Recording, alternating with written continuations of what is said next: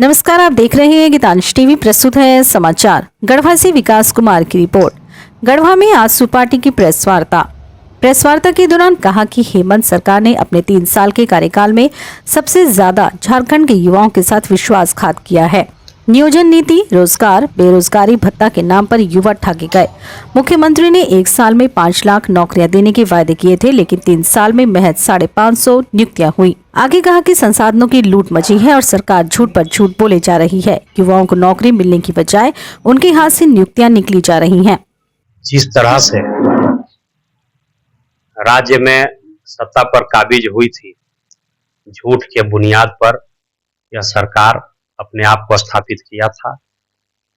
आज 3 वर्ष जरूर पूरे हो गए हैं, लेकिन दुर्भाग्य इस बात का है कि इस राज्य के नौजवान बेरोजगार युवा कहीं न कहीं ये छले गए हैं।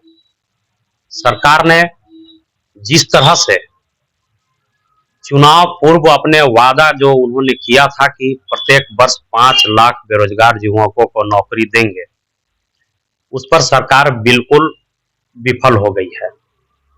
सरकार ने जो 3 वर्ष पूरे किए, अभी जो विधानसभा के बीच में इन लोगों ने अपनी बातों को जो रखा था, उससे स्पष्ट यह होता है कि 3 साल के अंतराल में सरकार को 15 लाख लोगों को रोजगार दे देना चाहिए था।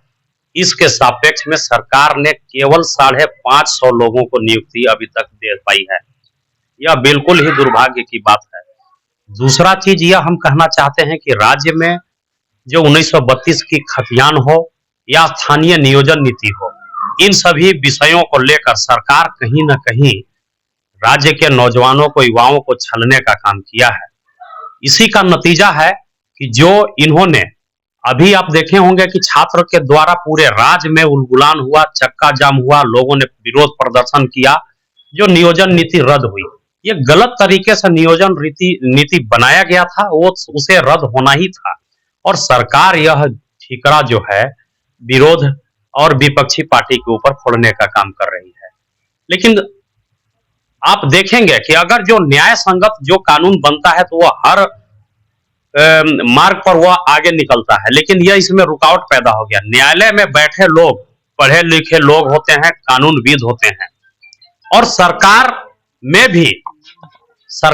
भी जो आईएएस हैं, आईपीएस ऑफिसर के लोग हैं, विधि विभाग भी है, उनसे भी राय मशवरा किया जाता है, लेकिन विधि विभाग ने अपना सहमति नहीं दिया था।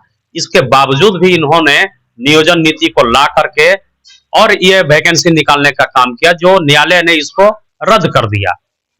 यह दुर्भाग्य है। आप देखेंगे पूरे राज्य में यहाँ का जो खनिज संपदा है, बालू है, पत्थर है, माइंस, ये सब लूटने का काम पूरे राज्य में बहुत तेजी से चल रहा है। अब गढ़वा पलामू की भी अगर हम बात करते हैं तो यहाँ 4,000-5,000 रुपए प्रति ट्रैक्टर बालू यहाँ पर बिक रहा है।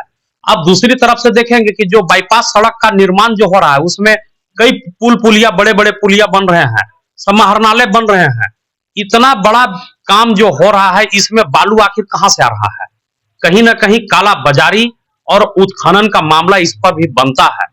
इतना बड़ा जो बिल्डिंग बन रहा है, और गढ़वा में मात्र एक ऐसा जगह है जो केतार, जहां से वहां से उत्खनन हो रहा है और वहीं से बाजार में बिक रहा है, जो सरकार उसको रजिस्टर्ड के अंतर्गत लाइसेंस दे रखा है।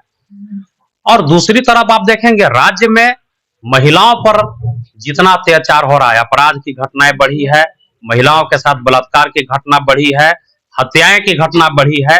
इन सभी मुद्दों को अगर आप देखेंगे तो राज्य सरकार बिल्कुल हर मोर्चे पर विफल साबित हुई है। राज्य के जितने भी जनता है यहाँ का, उन्होंने जिस उम्मीद और जिस विश्वास के साथ इस सरकार को जनादेश देने का काम किया था, उस जनादेश को कुठाराघात लगा है और सरकार इन्हें लात मारने का काम किया है। यह सरकार हर विषय पर और हर मोर्चे पर विफल रही है।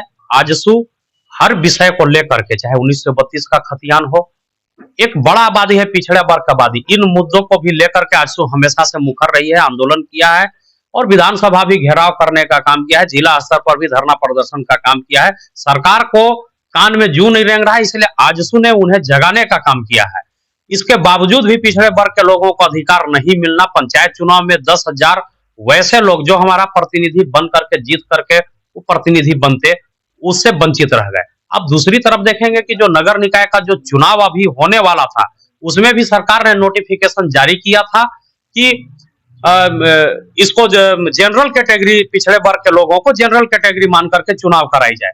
तो कहीं ना कहीं सरकार हर मोर्चे पर विफल हुई है। सरकार कहती कुछ और है और करती। 12 जनवरी से पूरे राज्य में आजसू का युवा दिवस के अवसर पर हम लोग आंदोलन और उग्र करने जा रहे हैं सरकार के विरोध में, कि सरकार ने जो नीति और सिद्धांत के साथ काम किया है वह बिल्कुल रूप से गलत है। और जो इन्होंने राज्य के गाढ़ी कमाई को उत्खनन कर करके आज करोड़ों रुपए अर्जित किए हैं, अगर ईडी और सीबीआई अगर जांच और छापा मारती है तो लोग कहते हैं कि ये विरोधियों की साजिश है। तो आपके घर से करोड़ों रुपए मिल रहा है, आपके प्रतिनिधि के यहाँ से 40 करोड़ रुपए मिलता है, तो कहीं ना कहीं यह मामला जो है ना झारखंड को लूटने का मामला बनता है। और आने वाला समय में इस राज्य की जनता ऐसी सरकार को उखाड़ कर फेंकने का काम करेगी। जिस तरह से लालू यादव भी जेल में रहे थे, उस तरह से हेमंत सरकार और हेमंत सरकार के कई और मंत्री वो जेल में ही रहेंगे। इस अवसर पर पार्टी के केंद्रीय सचिव शंकर प्रताप विश्वकर्मा, केंद्रीय सदस्य श्रीमती चंपा देवी, जिला प्रवक्ता राकेश शुक्ला, जिला कोषाध्यक्ष श्री संतोष केसरी, जिला कार्यकारिणी के सदस्य श्री नंदू ठाकुर, शशिकांत शर्मा उपस्थित थे। धन्यवाद। Maa Gayatri garments, R Gupta medical store के सामने, galaxy complex, main road, Garhwa. यहाँ mens wear, ladies dress, kids wear एवं सभी तरह के फैंसी ड्रेस उचित मूल्य पर उपलब्ध हैं। Proprietor Amit Jaiswal, Maa Gayatri garments, R Gupta medical store के सामने, galaxy complex, main road, Garhwa.